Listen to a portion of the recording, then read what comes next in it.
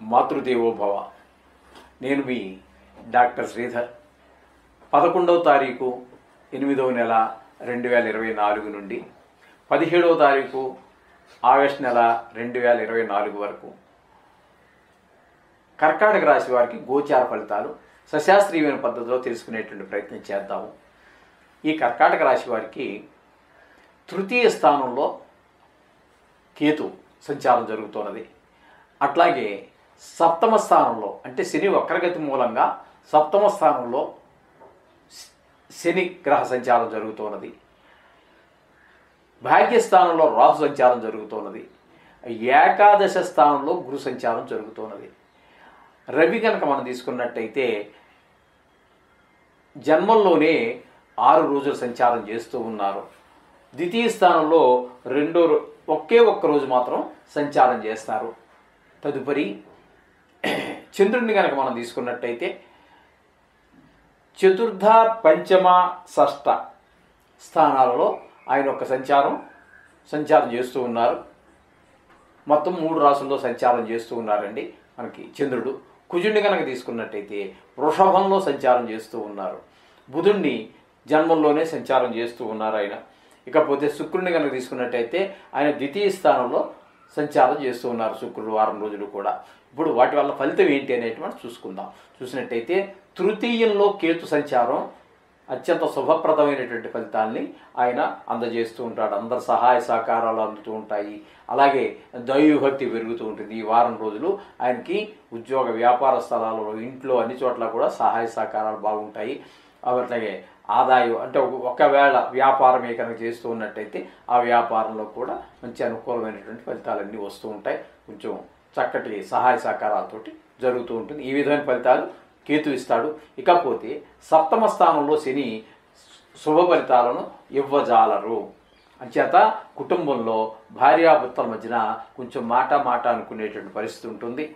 అలాగే మీరు ఎవరితోనైనా కలిసి జాయింట్ వ్యాపారం అంటే భాగస్వామ్యంతో వ్యాపారం కనుక చేస్తూ ఉన్నట్టయితే అతనికి మీకు కూడా కొద్దిపాటి మీ మాట అతని మాట పొసగకపోవచ్చు. ఈ విధమైనటువంటి ఫలితాలు శని వల్ల లభిస్తూ ఉంటాయి.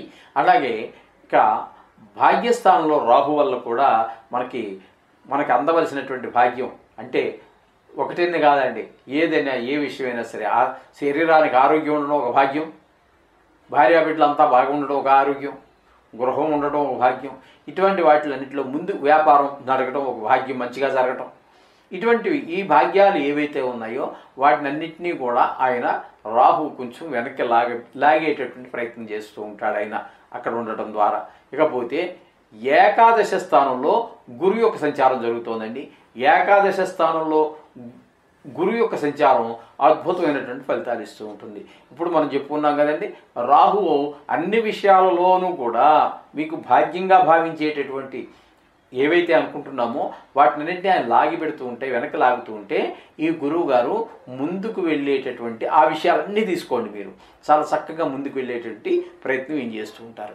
ఈయన పని ఆయన చేస్తున్నారు ఆ స్థానంలో ఉండబట్టి, ఆ స్థానంలో ఉండబట్టి రాహు గారు ఆయన పని ఆయన చేస్తున్నారు. అలాగే నవగ్రహాలు వాటి ఉన్న స్థానాల్లో వాటి పని అవి చేస్తూ ఉంటాయి. అందుచేత ఇందులో ఇది తీసుకెళ్ళి ఇది ముందు వస్తుంటే అది వెనక లాగచ్చు. ఏదేమైనప్పటికీ కూడా మొత్తం మీద కర్కాటక రాశి వారికి కుజుడు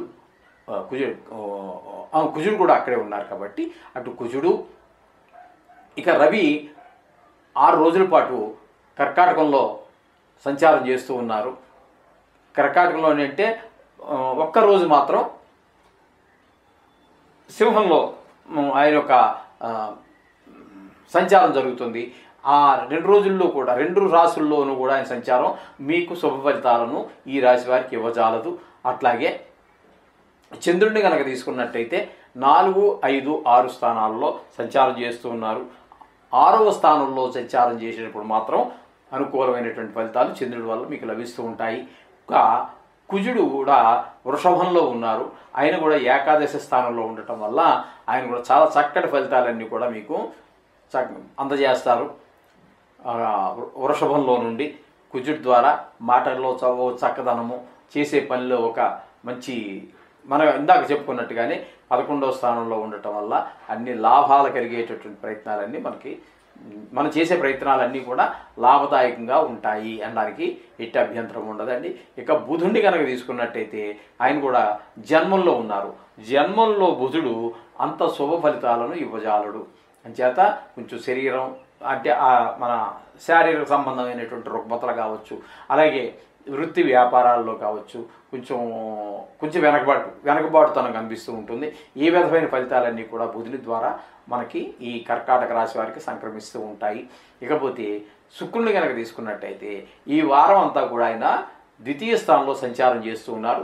ద్వితీయ స్థానంలో సంచారం చేయటం వల్ల మనకి ధన విషయంలో కానీ, కుటుంబ విషయంలో కానీ, ఒక మాటలో సౌమ్యత కానీ, ఇవన్నీ కూడా చక్కటి ఫలితాలన్నీ కూడా ఈ శుక్రుని యొక్క సంచారం వల్ల ఈ వారం అంతా బాగుంటుంది. ఎవరి పని వారు చేస్తూ ఉన్నారు. అందుచేత ఈ పనికి ఆయనడ్డు తగలటం, ఆయన పని మొత్తం మీద చెప్పాలంటే మనకి ఇక్కడ ఏకాదశంలో ఉన్నటువంటి గురుడు కానివ్వండి, అలాగే కుజుడు కానివ్వండి, మనకి చక్కటి ఫలితాలన్నీ కూడా ఇస్తూ ఉన్నారు. అలాగే శుక్రుడు కూడా మనకి ఇక్కడ మంచి ఫలితాలు ఇస్తున్నారు. మొత్తం మీద చెప్పాలి అంటే చాలా గ్రహాల అనుకూలత ఈ కర్కాటక రాశి వారికి ఈ వారం అంతా బాగుంది.